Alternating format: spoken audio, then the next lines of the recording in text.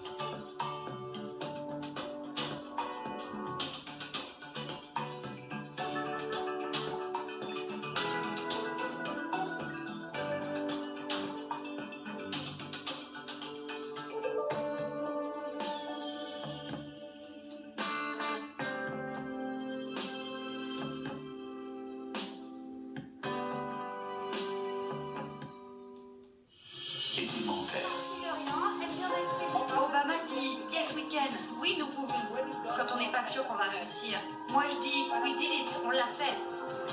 Cette semaine, direction l'Afrique du Sud, à la rencontre d'une femme puissante, tout juste élue PDG africaine de l'année. Daphne Machile Nkosi, la première femme noire directrice d'une mine de manganèse. Une combattante, partie de rien, et qui n'a pas l'intention de s'arrêter là. Élémentaire, à voir sur France 24 et sur france24.com.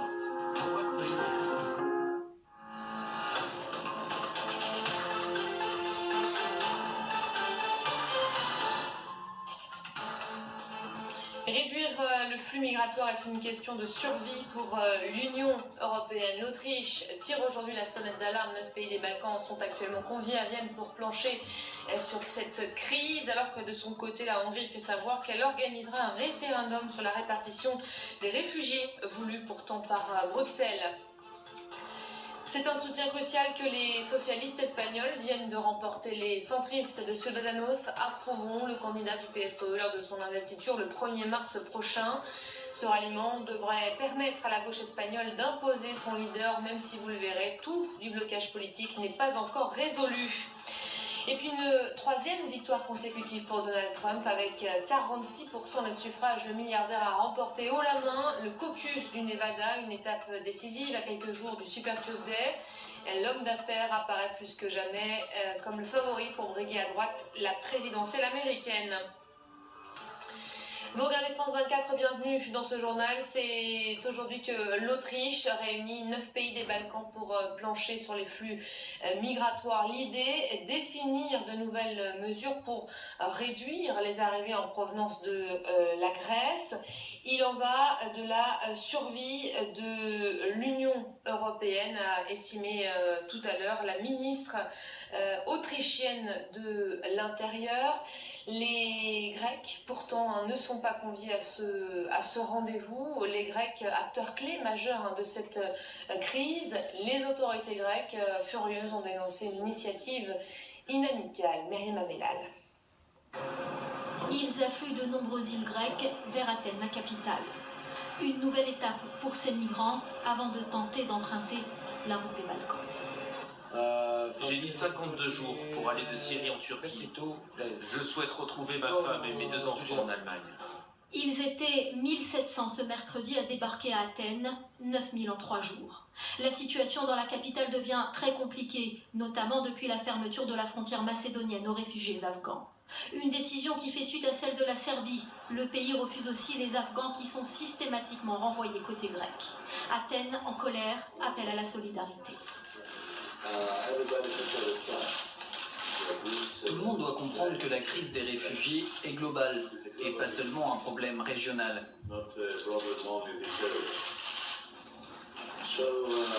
Et donc les actions unilatérales ne sont pas acceptables. Si nous souhaitons régler le problème, il faut une coopération accrue. Un message adressé directement à l'Autriche, qui convoque ce mercredi une réunion ministérielle pour enrayer le flux migratoire. 9 pays des Balkans ont été conviés, pas la Grèce. Et les migrants de la jungle sauront peut-être ce soir l'avenir que l'État français leur réserve. Le tribunal administratif de Lille pourrait se prononcer en fin de journée sur le démantèlement ou non du campement de Calais. 1 millier de personnes au moins sont concernées par la mesure. La menace d'évacuation imminente, elle est suivie par toute la région et forcément par le voisin belge qui redoute une vague d'arrivée. En prévention, le pays a donc renforcé ses contrôles à la frontière française, dépêché au moins 250 policiers sur zone. Reportage de nos confrères de France 2. C'est un axe très fréquenté par les frontaliers ou simplement ceux qui viennent acheter des chocolats ou du tabac. Depuis lundi soir, une patrouille de police stationne au point de passage franco-belge. Ces fonctionnaires n'ont pas souhaité que leur visage apparaisse. Ils contrôlent systématiquement chaque véhicule. La Belgique est un pays de droit, donc elle fait ce qu'elle veut, comme la France. Nous, on a bien fait le contrôle pendant l'opération COP21, maintenant la Belgique... 250 policiers ont été déployés, essentiellement sur les axes de passage proches de la côte. Oui, c'est pour les migrants. Objectif, rechercher des migrants en provenance de la jungle de Calais qui voudraient tenter leur chance sur la côte belge. C'est ce qui risque d'arriver de toute façon. S'ils sont évacués là-bas, je pense qu'ils vont passer de l'autre côté. Ils n'auront pas trop le choix. Autre cible des contrôles, ces bus qui font la navette entre le Nord et la Belgique. Ce matin, ce couple d'Irakiens en provenance du camp de Dunkerque a été renvoyé vers la France. Le problème, c'est qu'à la frontière, il y a aussi des dunes, des champs, des chemins qui ne sont pas contrôlés. Et pour ce commerçant frontalier qui voit tous les jours passer des migrants, contrôler uniquement les axes routiers n'est peut-être pas tout à fait efficace. Là, ici, cette semaine, en fait, toute cette partie-là, il y avait des sacs de couchage partout sur le sol. Et quand il y a les contrôles de police, en fait, ils longent le champ sur le côté. Et donc, ils sont pas dans les... Et puis après, ils courent, ils se cachent dans le fossé. Puis après, ils traversent là, la réserve naturelle. Et ils sont sur l'autre côté en Belgique. Les contrôles seront maintenus tant que nécessaire, a annoncé le ministère de l'Intérieur belge. Oui, l'afflux de migrants effraie la Belgique, mais aussi plus à l'est, la Hongrie. Le Premier ministre Viktor Orban a fait savoir qu'il organiserait prochainement un référendum sur les quotas de répartition des réfugiés, pourtant voulu par Bruxelles. Pendant ce temps-là, sur le front syrien, une question est aujourd'hui posée. Une trêve sera-t-elle ou non bientôt instaurée? La date fixée pour y parvenir approche à grands pas. Elle sera atteinte dans 3 jours maintenant. L'opposition syrienne a accepté sous condition le nouveau projet américano-russe de cessez-le-feu. On apprend également que l'armée russe a commencé à discuter cet après-midi du cessez-le-feu avec les groupes rebelles de 5 régions de Syrie.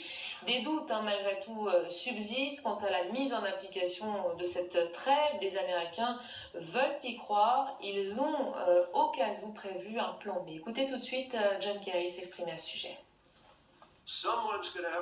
On va devoir s'asseoir à une table et parvenir à un accord sur ce qu'il doit advenir de la Syrie. Mais il est peut-être déjà trop tard pour garder une Syrie unie. C'est ce qui est en jeu ici. Il y a des gens qui diront que c'est une farce et qui s'en iront. Donc je pense qu'on va voir très rapidement quels sont les pays sérieux au sujet de cette transition et si Assad l'est ou pas. Les combats en Libye contre l'organisation État islamique se poursuivent 5 ans après la chute de Muammar Kadhafi. Benghazi est le théâtre d'un bras de fer particulièrement violent avec les islamistes. Les djihadistes qui avaient gagné du terrain ces dernières semaines semblent être repoussés à plusieurs niveaux. Les forces loyales au gouvernement annoncent en tout cas avoir repris 2 secteurs clés de la ville. Myriam Melal. Lorsque l'on fait retentir les klaxons en pleine nuit à Benghazi, ce n'est pas forcément pour fêter la victoire d'une équipe de football. Pour saluer l'avancée des forces loyales dans la ville au détriment du groupe État islamique, des dizaines de personnes sont sorties dans les rues. Le gouvernement de Tobrouk, reconnu par la communauté internationale, a confirmé le contrôle de 2 secteurs de Benghazi. Aujourd'hui, Benghazi célèbre ses victoires grandioses. Nous sommes avec le régime pour que la Libye soit libre. 5 ans après la chute de Muammar Kadhafi, Benghazi est le théâtre de combats particulièrement violents. Les djihadistes du groupe État islamique profitent du chaos pour s'implanter dans le pays. Les groupes locaux qui se sont ralliés à l'organisation ont pris le contrôle de Sirte sur la côte méditerranéenne. Ils tentent également de s'emparer d'autres villes, comme Sabatra, dans l'ouest de la Libye.